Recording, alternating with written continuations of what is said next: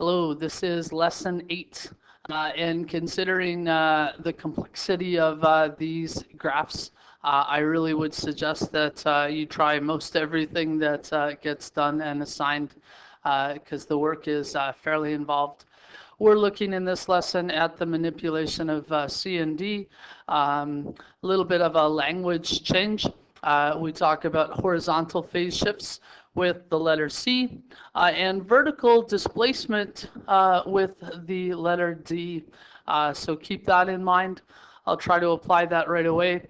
X minus 30 degrees is manipulating on the X. Remember, that goes opposite. So I'm going to have a 30-degree horizontal phase shift. So horizontal phase shift, and it's minus, which means it'll actually go towards the right. This is a manipulation on Y. It's not tied to the X, so that's going to be a vertical displacement of +2, or shifting up 2. In the next one, I have both displacements. I have a vertical displacement of -1, and I've got a horizontal phase shift, HPS, that's 60 degrees towards the left because it's positive. Remember, it goes opposite. I tend to like everything on the right-hand side, so I'm going to move that right away. Sine X minus 45 plus 45. This is in the degree system, so I have a horizontal phase shift of 45 degrees to the right. And I've got a vertical displacement of 45 plus 45. So let's try it in the chart. There's a chart below. Can you fill in the chart while I get set up?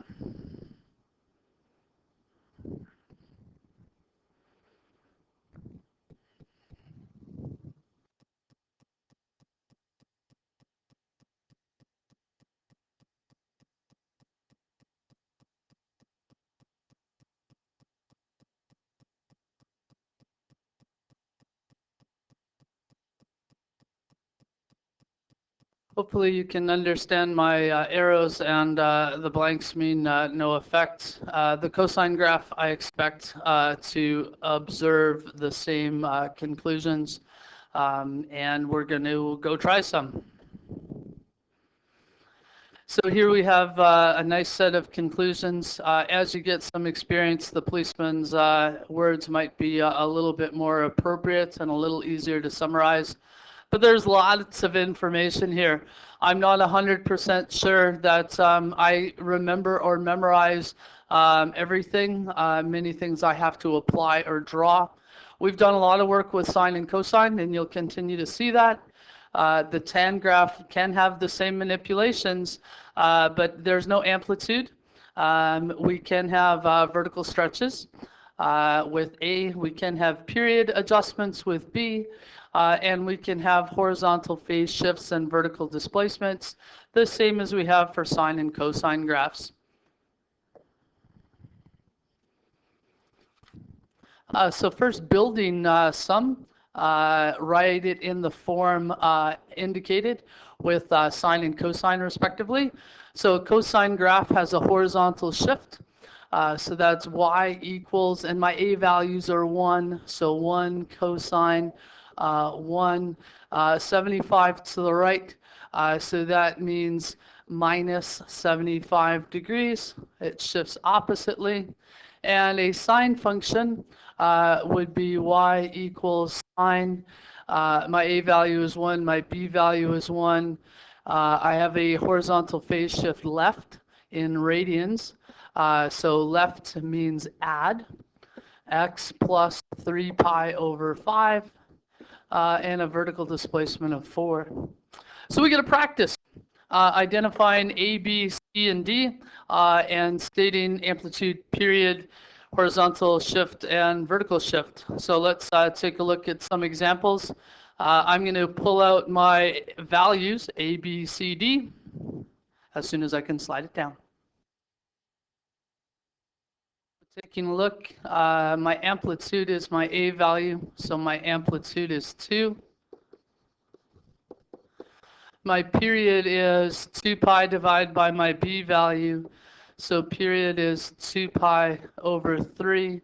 My c value is positive, which is a horizontal shift or a horizontal phase shift HPS, an HPS of pi units. But because it's positive, it's left pi. And I have a vertical displacement of -4. Same thing over here, except you'll notice that my amplitude is negative. So technically I have a reflection in the x-axis. So I'm reflecting in the x-axis. My amplitude gets flipped around, but my amplitude is still that a value 2/3. My b value contributes to my period. Sorry, amplitude 2/3. My period is 2 pi over b. So 2 pi divided by a quarter is actually 8 pi. My c value is negative pi over 12, which is a horizontal phase shift to the right of pi over 12. And then I'm doing a vertical displacement that is 3 units up. So up 3. The other one was down. So what's tricky about this stuff? Well, what's tricky is if the c is contained in the sine or cosine function. So I need to do some breaking out of that. Y equals 2 sine 3x plus pi over 3 minus 4. We started to see this a little bit in some of our previous work with shifts, reflections, and translations. Here I've got the same issue. Y equals minus cosine 2, x minus, I'm taking a 2 out of there. Now by interpreting my a, b, and c values, remember period is controlled by 2 pi over b. Maybe it's better if I use an uppercase b. And then my amplitude is my a value. So here amplitude is equal to 2. Period is equal to 2 pi over 3. I'm getting a horizontal phase shift, or an HPS, of pi over 3, and that's going to move left. And I'm having a vertical displacement down 4. Now that we've factored out the 2 and the 3 respectively, remember that minus is going to cause a bit of a reflection. My graph is going to look a little different. So you can think about the reflection in the x-axis. It'll play with us in the next set of questions. But my amplitude is 1. My a value is still 1. My period is 2 pi over 2, which is pi. That's awesome. I have a horizontal phase shift that is pi over 4 to the right because it's negative. And I have a vertical displacement that's up pi. Now we want to take a look at some graphs. Turn the page. As I begin this page, I want to note a couple of things. There's lots of questions. I'm probably going to split the lesson recording here in a minute. I have troubles when it goes over 15 minutes. We want to note when greater than 0 and when a is less than 0. So that's going to be important. And I also want to understand what the divisions are on my graphing axis. My pi over 2 is divided into 3, which I found kind of odd. So my pi over 2 is divided into 3 segments, which means every line is equal to pi over 6. That's true for all of the graph points here. Amplitude, as we get started, is going to be something nice that we can talk about. I can see that my amplitude is 4. So that's going to give me an amplitude value, and that's true for both graphs. we're talking about the same graph, just the effect of a positive and a negative. And my basis of comparison is always going to be the traditional sine graph, which is a wave, standard waveform starts at 0, 0. When A is positive, we're looking for the shift of that positive crest. When A is negative, we're looking for the shift of that positive crest to turn into a trough.